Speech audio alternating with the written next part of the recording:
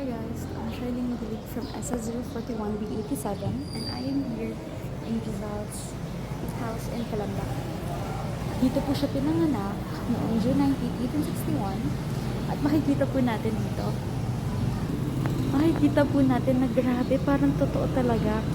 Sabi po nila na lahat daw po ng gamit dito is pinreserve talaga. Tapos kasi napasabog tong bahay na ito noong World War II.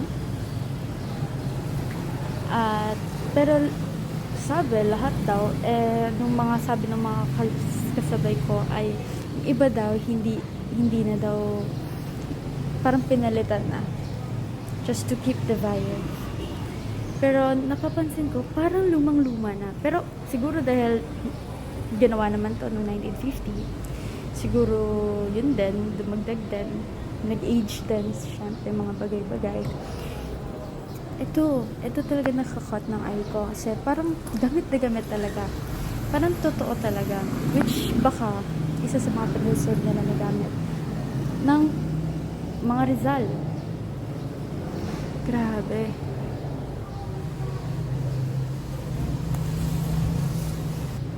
Moving on, nandito po tayo sa kanilang dining area.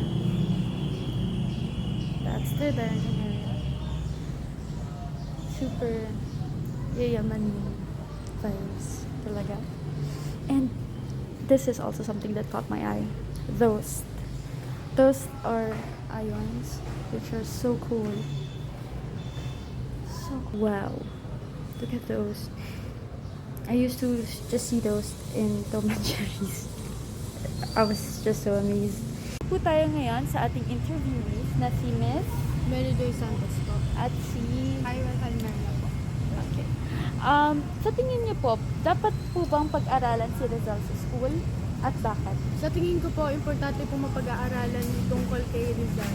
Ang tungkol po kay Rizal dahil malaki po yung naitulong niya ng kanyang pamilya sa ating bansa. Importante po kasi po, nare-remind po tayo na kasi may naambag po siya sa Pilipinas. At anong naging impact po ng buhay ni Rizal sa buhay niya? Ang naging impact po sa akin ay mapagmamalaki ko po yung mga malaking naambag niya sa ating lipunan. Ganun din. Yeah, something that we're proud of. At kababayan din po. Yes. Salamat po. Thank you. Tour has ended.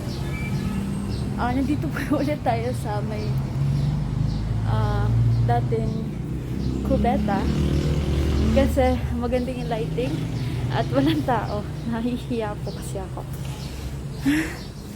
Ang self-reflection ko lang no, pumunta ako dito. Hindi pa po ako nakakakita ng vintage na mga gamit na katulad ng gamit dito. Ang mind-blowing lang na ganun, mas grabe na yung in-evolve ng technology natin at ang daming naisip na ibang ways to improve our lives. Kasi ngayon lahat sobrang dali. If you wanna iron your clothes, madali na. Hindi tulad dati na sobrang hirap at sobrang complicated ng tool. Yun ang napansin ko. At based sa answers na mga kanina, I'm just so proud na pare-pareho kami. I mean, lahat naman siguro na Filipino proud kay Rizal. Pero kasi yung aware sila na nandito sila, actually hindi sila po field trip, parang they just wanna, kasabay ko po sila nag-tour kanina and nakikita ko po na kahit hindi required or hindi katulad ko po na kung hindi po project, hindi po ako makakapunta dito. Kung hindi po ni-require, hindi po ako makapunta, which is, I kind of regret, which is, I'm thankful for SS041 na pinagawa tong project na to kasi I also enjoyed it despite me having a social anxiety. Ayun po. Ang natutunan ko po kay Rizal ay pagiging matyaga, pagiging masipag. At sa dami niyang inaral, sa dami niyang lengguwaheng alam, na alam na ngayon ay sobrang malaki pagkakakitaan. Diba? Gusto ko po maging katulad ni Rizal na kahit ano pang harapin, kakayanin niya talaga. Ganun po ang naging impact ni Rizal sa akin. At that's how Rizal or the life of Rizal impacted me. And I hope sa lahat ng magtitik ng SS041 I think ganun din naman. May inspire din sila. So yeah, thank you for watching.